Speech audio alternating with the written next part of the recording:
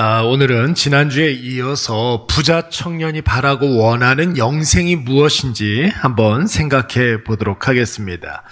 여러분, 우리는 지금 부자 청년과 예수님의 대화를 묵상하고 있습니다. 예수님께서 길을 걷고 있을 때 한 젊은 사람이 예수님의 길을 막아서고 질문을 했습니다. 선생님이여, 내가 무엇을 해야 영생을 얻겠나이까?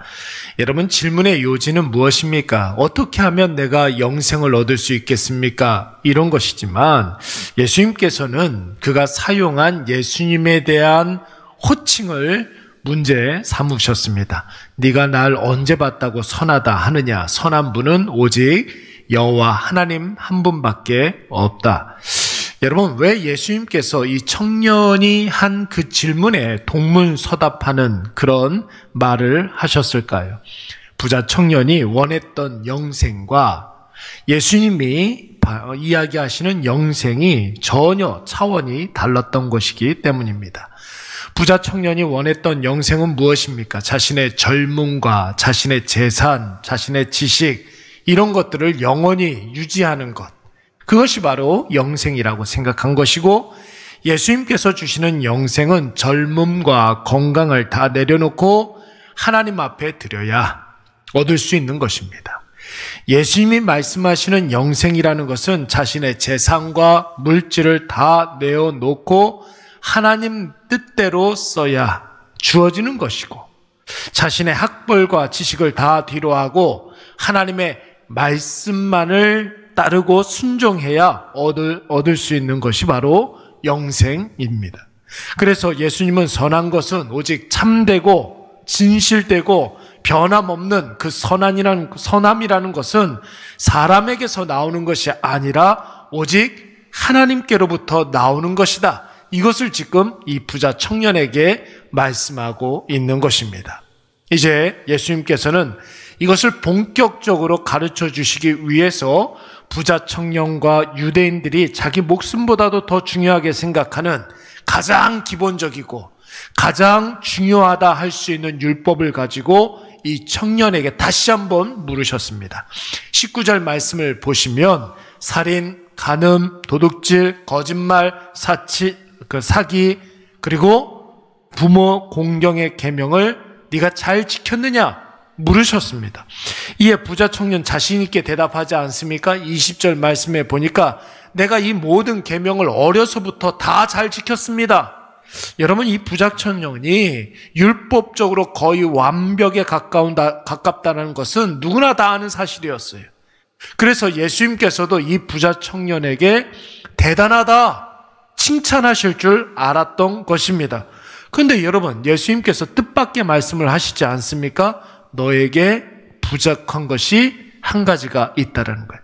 여전히 너에게 부족한 것이 있다. 여러분, 그것이 무엇입니까? 예수님의 질문 속에 답이 있죠.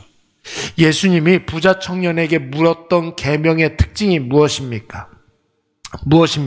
10계명 중에 5계명부터 10계명, 10번째 계명까지의 것을 이야기하셨습니다. 여러분, 10계명은 2개의 파트가 있다고 하지 않았습니까? 1계명부터 4계명까지는 나와 누구와의 관계? 하나님과의 관계. 그래서 너는 나 외에 다른 신을 내게 두지 말지니라. 하나님의 형상, 그 어떤 우상도 만들지 말지니라. 내 이름을 망령되이 일컫지 말지니라. 뿐만 아니라 안식일을 기억하여 거룩히 지키라. 여러분, 이것이 바로 하나님과 나와의 관계 첫 번째 파트입니다. 두 번째 파트는 무엇입니까? 5계명부터 10계명까지의 말씀. 오늘 예수님께서 이 부자 청년에게 질문하셨던 것처럼 내 부모를 공경하라, 살인하지 말라, 간음하지 말라, 도둑질하지 말라, 거짓 증거하지 말라, 탐내지 말라. 여러분, 이것이 이웃과의 관계에서의 계명입니다. 그렇다면 여러분, 예수님이 이 청년에게 말씀하신 부족한 한 가지는 무엇을 말하는 것입니까? 본문에서 예수님이 먼저 물어보신 것이 두 번째 파트의 계명만 물어보시지 않았습니까? 그러면 한 가지가 부족하다는 것이죠. 하나님과 나와의 관계가 너한테는 부족하다는 거예요. 너는 이웃들에 대해서는 완벽에 가까운 삶을 살았지만 너에게 부족한 것은 하나님과 나와의 관계가 부족하다는 거예요.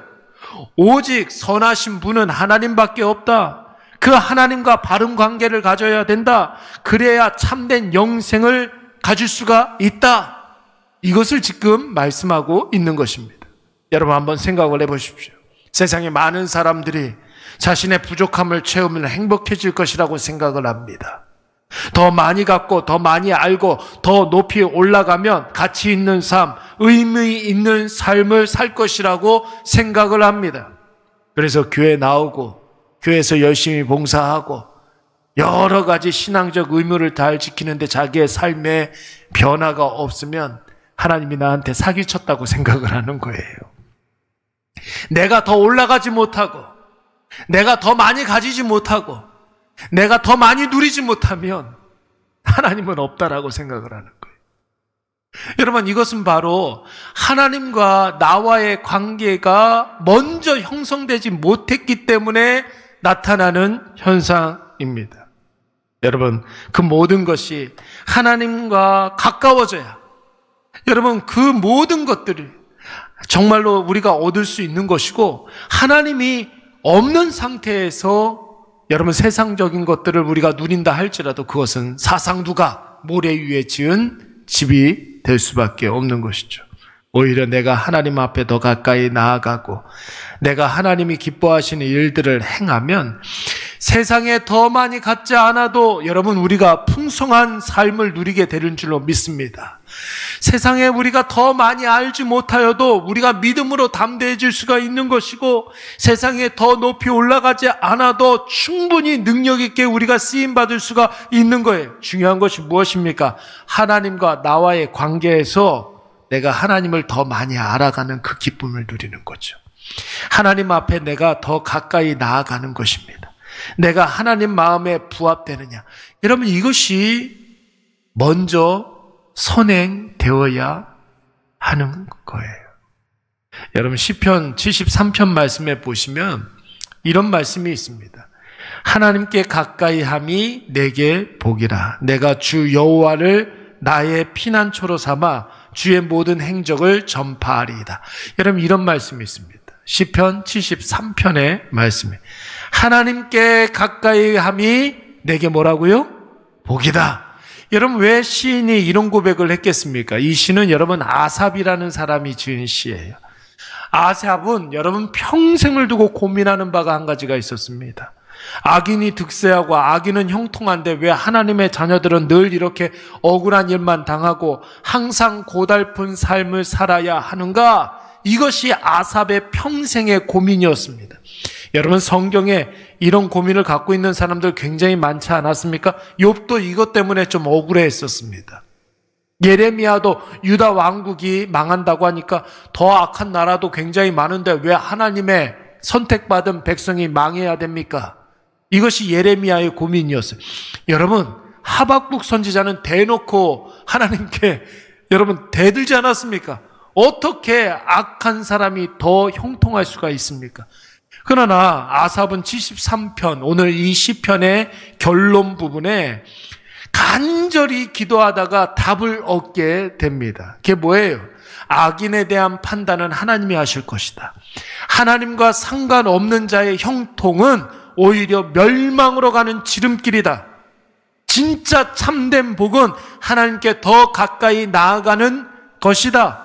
인생이 피할 것은 오직 여호와 하나님밖에 없다. 그러므로 나를 통해서 하나님이 입증되는 삶을 살아야 진짜 복된 삶, 행복한 삶, 영생의 삶을 누릴 수 있다.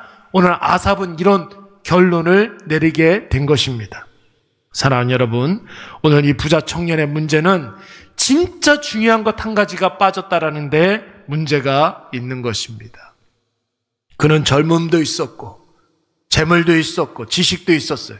그러나 그에게는 하나님이 없었어요. 그러니까 피할 것이 없죠. 그러니까 인생에 대안이 없죠. 담대함도 없는 것이죠.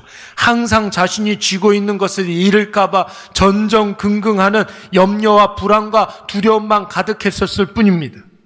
그런데 이 청년에게 더 큰 문제가 있었으니 그런 자신에 대한 문제점을 예수님이 지금 적나라하게 보여주고 있음에도 불구하고 그 문제점에 대한 솔루션을 예수님께서 제공해 주셨는데도 불구하고 이 청년은 지금 고민하고 있었다라는 것입니다.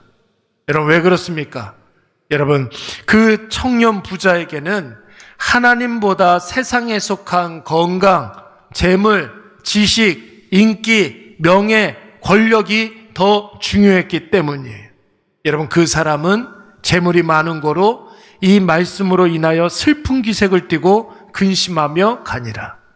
제가 PPT를 미리 준비하지 못했는데 여러분, 성경의 22절 말씀, 이게 바로 부자 청년의 문제입니다.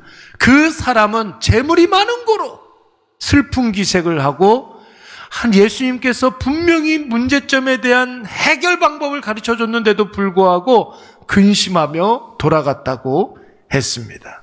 사랑하는 여러분, 오늘 이 아침에 우리가 꼭 기억해야 될 것은 모든 것을 다 잃고 예수님을 소유했다면 우리는 모든 것을 다 얻은 줄로 믿습니다. 그러나 반대로 모든 것을 다 얻고도 하나님을 잃었다면 우리는 아무것도 가지지 못한 사람이요, 내가 가지고 있었던 모든 것을 결국은 다 잃어버리게 될 거예요. 어제 어떤 청년이 내가 교회를 나가야 되는 이유를 모르겠습니다. 자기의 삶에 변화가 없으니까 자기는 교회를 나갈 이유를 찾지 못하고요. 여러분, 무엇이 결여되어 있는 것입니까? 하나님을 아는 그 기쁨을 모르는 거예요. 하나님 앞에 서 있는 그 행복을 모르는 거예요. 하나님과 나와의 관계가 먼저 형성되어 있지 않을까? 아니, 하나님을 내가 소유하지 못하니까 세상에 여러분 여러 가지 것들이 여러분 그것이 하나님인 줄 알고 그것을 소유하려고 하는 것이죠. 오늘 여러분, 저와 여러분의 삶에 아무것도 가지지 못하여도 하나님을 사랑하는 마음이 있다면 우리는 이미 이 세상을 승리한 사람인 줄로 믿습니다. 오늘도 그 믿음을 가지고 우리에게 주어진 이 하루 승리하시는 저와 여러분이 되시기를 간절히 축원합니다.